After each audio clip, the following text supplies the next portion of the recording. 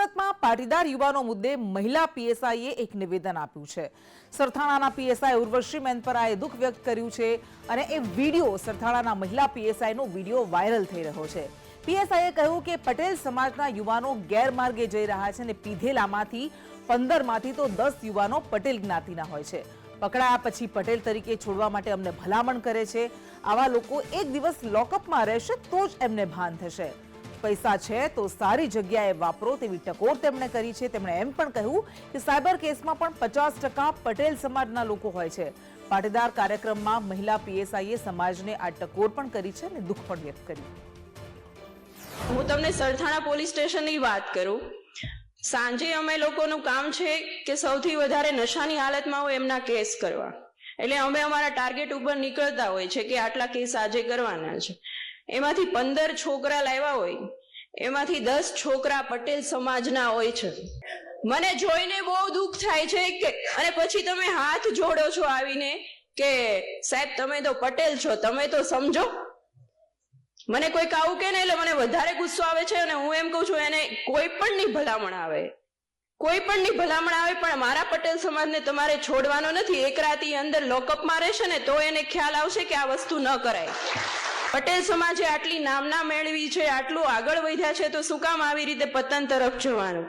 તમારી પાસે પૈસા છે તો સારી જગ્યાએ વાપરો ને। અને જે સાયબર ફ્રોડના કેસ આવે છે એમાં 50% પટેલ સમાજ હોય છે। આજુબાજુના વ્યક્તિ પણ અમને એમ કહેતા હોય છે કે સાહેબ તમારો સમાજ છે, તમારો સમાજ છે। કેટલી શરમ આવે। તો સુરતના સરથાણાના મહિલા પીએસઆઈના નિવેદનને પાટીદાર અગ્રણીઓ પણ સમર્થન આપી રહ્યા છે। દિનેશ બાંભણિયા અને અલ્પેશ કથિરિયાનું કહેવું છે કે યુવાનો ગેરમાર્ગે દોરાઈ રહ્યા છે। સમાજની સાથે સાથે સરકારે પણ ચિંતન કરવાની જરૂર છે। ખૂબ જ ચિંતા કરનારું આ નિવેદન છે અને પાટીદાર સમાજના યુવાનો આ રસ્તે ચડ્યા છે। એ અમારી પાસે પણ પ્રશ્નો આવે છે, પરંતુ આજે એક જવાબદાર પોલીસ અધિકારી દ્વારા કહેવામાં આવ્યું છે કે પોતાના પોલીસ સ્ટેશનની અંદરના ગુનાઓ પાટીદાર સમાજના યુવાનોમાં વધારે આ વ્યસન અને સાયબર એટલે કે આર્થિક ગોટાળાના પ્રશ્નો વધારે આવતા જાય છે। તો ખાસ કરીને સમાજના લોકોને મારી એક વિનંતી છે કે આ બાબતે ચિંતન થાય અને સમાજના લોકો આ બાબતે ખૂબ જ મોટું ચિંતન કરી અને આનો ઉકેલ લાવવાના પ્રયત્નો થાય। અને ખાસ કરીને એક જવાબદાર અધિકારીએ કીધું છે ત્યારે ગુજરાત સરકાર પણ આના સપ્લાય કરનાર લોકો સામે કાર્યવાહી કરે એવી વિનંતી છે। સમાજ જાગરણનો જે વિષય છે, સુરતની અંદર સૌરાષ્ટ્ર પટેલ સમાજ દ્વારા જે દર ગુરુવારે જે કાર્યક્રમ થાય છે થર્સડે ટોટના, એ કાર્યક્રમમાં જ આ નિવેદન આવ્યું છે। એટલે આ એક સામાજિક કાર્યક્રમ હતો અને સ્વાભાવિક છે કે સમાજને આ ખોલવું એ દરેક વ્યક્તિની ફરજ હોય છે અને પીએસઆઈના ફરજના ભાગરૂપે એની સમક્ષ જે દાખલા આવ્યા છે, દાખલા રજૂ કર્યા છે અને આનાથી એક સમાજ અને દરેક સમાજે શીખ લેવી જોઈએ, પોતે ધ્યાન રાખવું જોઈએ, પોતાના પરિવાર કુટુંબનું ધ્યાન રાખવું જોઈએ અને સમાજનું પણ ધ્યાન રાખવું જોઈએ। બનાસકાંઠા સાંસદ ગેનીબેન ઠાકોરે સમાજને અપીલ કરી છે। દિયોદરના અસાણા ગામે ધાર્મિક પ્રસંગમાં તેમણે અપીલ કરી। શિક્ષણ પાછળ વધુ ખર્ચ કરી કુરિવાજો બંધ કરવા તેમણે અપીલ કરી। તેમણે એમ પણ કહ્યું કે નાના મોટા ઝઘડામાં સમાધાન કરી લેવું જોઈએ। ફરિયાદ થાય તો ખર્ચા વધી જાય છે। સમાજવાળા ન્યાય કરશે તે પોલીસ નહીં કરે। ઠાકોર સમાજ સમાધાનકારી વલણ અપનાવે તેવું તેમણે કહ્યું।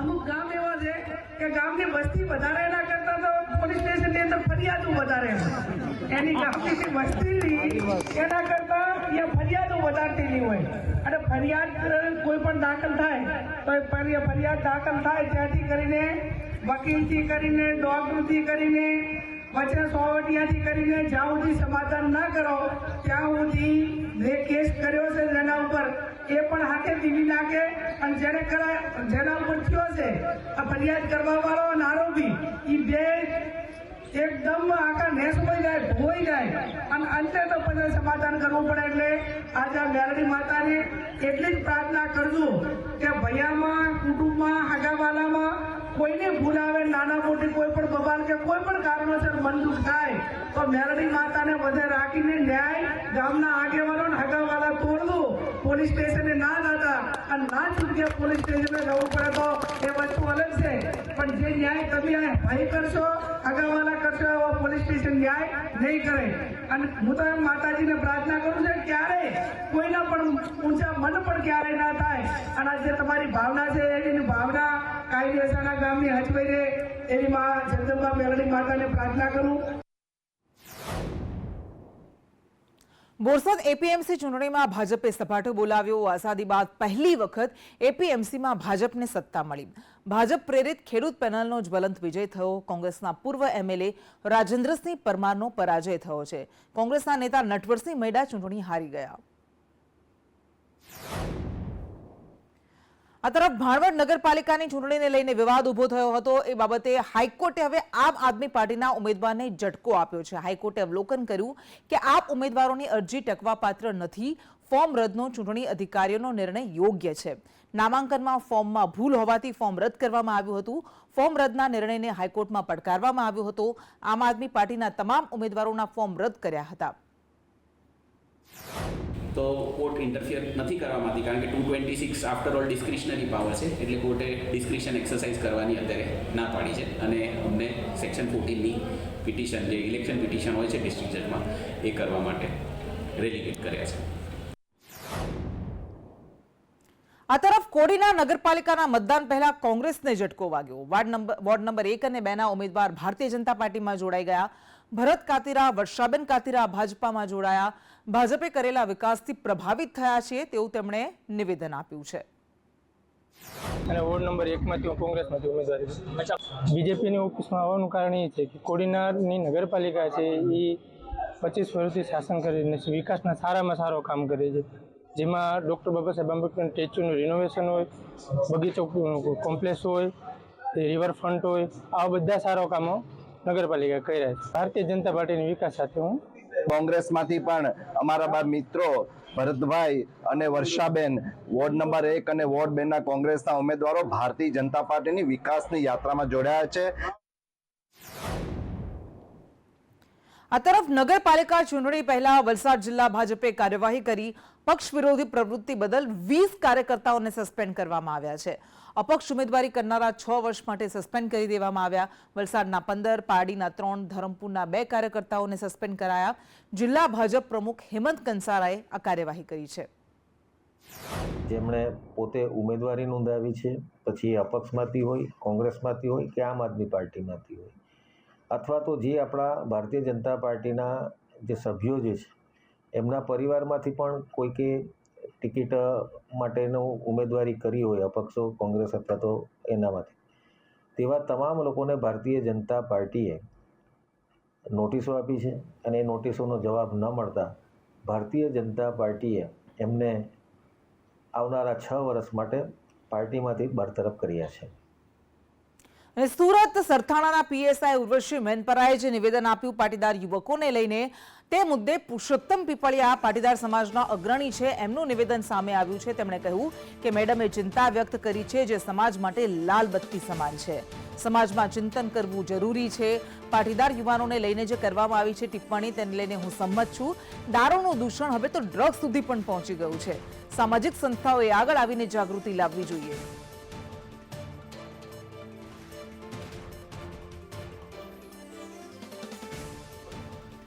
સુરતની અંદર મહિલા પોલીસ અધિકારીએ એક નિવેદન આપ્યું ને તેને લઈને પાટીદાર સમાજની અંદર એક નવી જ વાત સામે આવી છે. મહિલા પોલીસ અધિકારીઓનું કહેવું છે કે 15 જણા જે પીધેલા પકડાય છે તેમાંથી 10 પાટીદાર યુવાનો હોય છે અને આ સમાજ માટે શરમની વાત છે. આ જ વાતને લઈને આપણી સાથે રાજકોટના પાટીદાર અગ્રણી પુરુષોત્તમભાઈ પીપળિયા છે. તમે પણ વિડીયો સાંભળ્યો છે, જોયો છે, શું કહેશો? સુરતના જે પોલીસ અધિકારી મેડમે જે બાબત કહી છે કે 15માંથી 10 પાટીદાર યુવકો પકડાય છે, એ ખરેખર સમાજ માટે ચિંતાજનક બાબત છે અને સમાજને એક લાલ આંખ કરનારી બાબત છે. મારી દૃષ્ટિએ આ માટે થઈને વાલીઓએ ચેતવું જોઈએ, પોતાના સંતાનો ઉપર નજર રાખવી જોઈએ અને આવા દૂષણોથી દૂર રહે તેના પૂરતા પ્રયત્નો કરવા જોઈએ. એ માટે પ્રયત્નો કરવાથી મારી દૃષ્ટિએ ઘણું આમાં પરિણામ લાવી શકાશે. પીપળિયા સાહેબ, પહેલાં તો કોઈ વ્યક્તિ દારૂ પીને પકડાય અથવા તો દારૂ સાથે પકડાય તો એ ખૂબ જ શરમજનક અથવા તો સમાજની અંદર એ ચર્ચાનો વિષય બનતો હતો. હવે તો અવારનવાર આ પ્રક્રિયા થઈ રહી છે. શું એને સમાજે સ્વીકાર લીધો છે કે પછી આર્થિક સદ્ધરતા આવતા આ વસ્તુ પણ એક દૂષણ કરતા ફેશન બની ગઈ છે?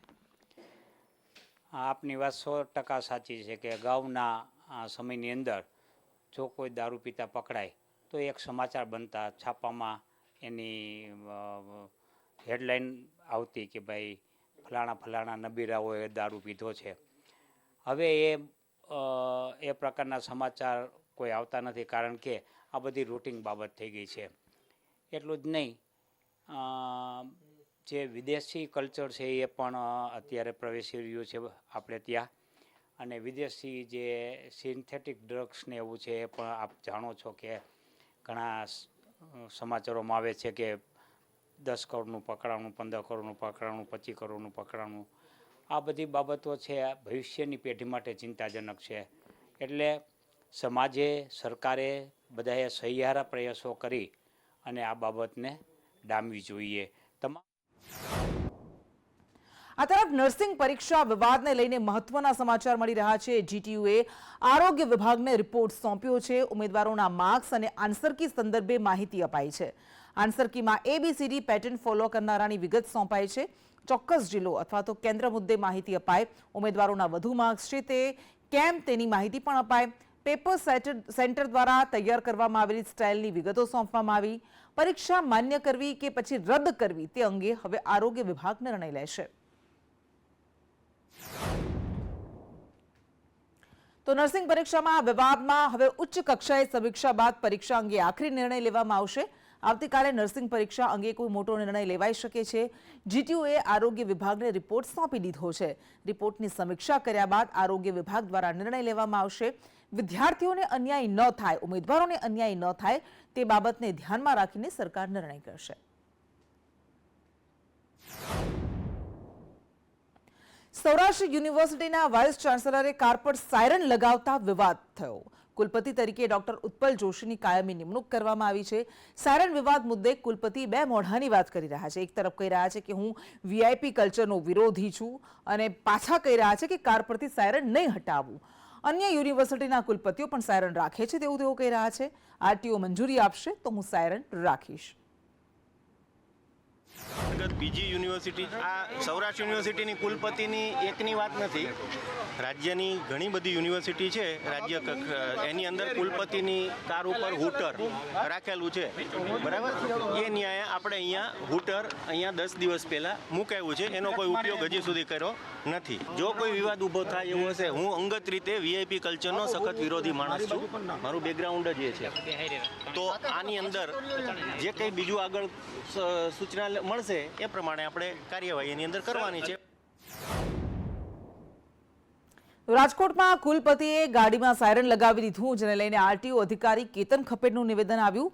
ઇમરજન્સી વાહનોને જ મંજૂરી મળે છે. સાયરન લગાડનાર સામે કાર્યવાહી કરવામાં આવશે. 119 મોટર વ્હીકલ રૂલ હેઠળ કાર્યવાહી કરવામાં આવશે. સાયરન જે હોય છે કે હૂટર હોય છે એને લગાવવાની ફક્ત ને ફક્ત પરમિશન જે સેન્ટ્રલ મોટર વ્હીકલ રૂલ્સ 119માં જણાવ્યા મુજબ એમ્બ્યુલન્સ છે, ફાયર ફાઇટરો છે અને ડિઝાસ્ટર મેનેજમેન્ટ ડ્યુટી સાથે સંકળાયેલા જે પણ વાહનો જે છે અને બચાવ રાહત દરમિયાન જે વાહનો ઉપયોગમાં લેવાતા હોય એની અંદર આ સાયરન ફિટ કરી શકાતા હોય છે અને મલ્ટી કલરની લાઇટોનો ઉપયોગ થતો હોય છે. કે આપણે અત્રેની કચેરી દ્વારા કાર્યવાહી કરવામાં આવશે અને મોટર વ્હીકલ એક્ટની કલમ 194(1) મુજબની કાર્યવાહી કરવામાં આવશે. પાલિતાણામાં અશાંત ધારો લાગુ કરવાની રજૂઆત કરવામાં આવી છે. તળેટી વિસ્તારમાં અશાંત ધારો લાગુ કરવામાં આવે તેવી માંગ ઉઠી છે. વિધર્મીને તળેટીમાં મકાન વેચવાની તજવીજથી લોકોમાં રોષ પ્રવર્તી રહ્યો છે. ગુરુકૃપા સોસાયટીમાં મકાન વેચવાની તજવીજથી સ્થાનિકો રોષમાં છે. જૈન સાધુ સંતો સહિતના લોકોએ ડેપ્યુટી કલેક્ટરને આ મામલે રજૂઆત કરી છે. જૈન મહારાજ સાહેબ સહિત સ્થાનિકોએ આવેદનપત્ર આપ્યું અને માંગ કરી. પાલિતાણાની એક સોસાયટી જે હિન્દુ સોસાયટી, જૈનોના ઉપાશ્રય, ધર્મશાળા, દેરાસર વગેરે આવેલું છે. ત્યાં અન્ય વિધર્મી દ્વારા ઘર લઈ લે અને ત્યાં આવી અને અશાંતિ પેદા થાય એવું બધાને લાગી રહ્યું છે. એના માટે આજે કલેક્ટર સાહેબને આવેદનપત્ર આપ્યું છે કે અહીંયા આવા તીર્થોમાં અશાંત ધારા લાગુ થાય. સુરેન્દ્રનગરના સાયલામાં આરોપીઓના સરઘસ મુદ્દે હોબાળો મચ્યો. 5 આરોપીઓનું જાહેરમાં સરઘસ કાઢવાની માંગ થઈ. સાયલા પોલીસ મથકે મૃતકના પરિવારે હોબાળો મચાવ્યો. રવિવારે યુવાનની કરપીણ હત્યા કરવામાં આવી હતી. કે આ લોકોને ગામમાં ફુલેકું કાઢે અને આવનાર સમયમાં બીજી સમાજ આવી વેરભાવ ન રાખે, ખોટા ઓલા ન રાખે, ખોટા વિચાર ન લાવે કે આને આવું પ્રસંગ કાઢ્યો તો આવો પ્રસંગથી ખાસ ધ્યાન આપે. અને મને એવી આશા છે લગભગ સરકાર પાસેથી કે આનું ગામમાં ફુલેકું કાઢશે. સાહેબ એમને ત્યાં તો હા પાડી છે, પછી હવે સરકારના હાથની વાત છે. એમને આખા ગામમાં અહીં ફુલેકું કાઢવું જોઈએ. અહીંથી અલાડતા છેક મારા ઘર સુધી લાવો. અહીંથી છેક આખું ગામ ફરતું લઈને સીધા મારા ઘરે લાવો એમને. ગેરકાયદેસર રહેતા બાંગ્લાદેશીઓ સામે કાર્યવાહી કરવામાં આવી. 15 બાંગ્લાદેશોને પરત ડિપોર્ટ કરવામાં આવ્યા. ક્રાઇમ બ્રાન્ચના કોમ્બિંગમાં 50 બાંગ્લાદેશી ઝડપાયા. આ ઝડપાયેલા બાંગ્લાદેશીઓ જેઓ ટ્રાફિકિંગમાં સંડોવાયેલા હતા, ખોટા ડોક્યુમેન્ટ્સ રજૂ કરવા મામલે પણ કાર્યવાહી કરવામાં આવી છે અને બાકી રહેલા લોકોને પરત બાંગ્લાદેશ મોકલવા કાર્યવાહી કરાઈ. ગેરકાયદે રહેતા બાંગ્લાદેશીઓની તપાસ ચાલુ છે. ચંડોળા વિસ્તારમાં બાંગ્લાદેશી નાગરિકો રહેતા હતા. સગીરોને કામના બહાને લાવીને શારીરિક શોષણ થતું હોવાના દસ્તાવેજી પુરાવા બાંગ્લાદેશી એમ્બેસીને સોંપ્યા છે. ચંડોળા જે તળાવ વિસ્તાર છે ત્યાં બાંગ્લાદેશી નાગરિકો વધુ પ્રમાણમાં રહેતા હોવાનું માહિતી મળેલી અને એ આધારે જે પણ કોમ્બિંગ દરમિયાન બાંગ્લાદેશી નાગરિકો મળેલા એમાં મોટાભાગના જે બાંગ્લાદેશી નાગરિકો પાસે બનાવટી આધાર કાર્ડ અને અન્ય ભારતીય નાગરિક હોવાના પુરાવા પ્રાપ્ત થયેલા. આ તપાસ દરમિયાન એક બીજી મહત્ત્વની વસ્તુ એ જાણવા મળેલી કે બાંગ્લાદેશી જે મહિલાઓ અને સગીર જે યુવતીઓ છે એમને બાંગ્લાદેશથી અહીંયા કામકાજના માટે એના બહાના હેઠળ લાવવામાં આવતા હતા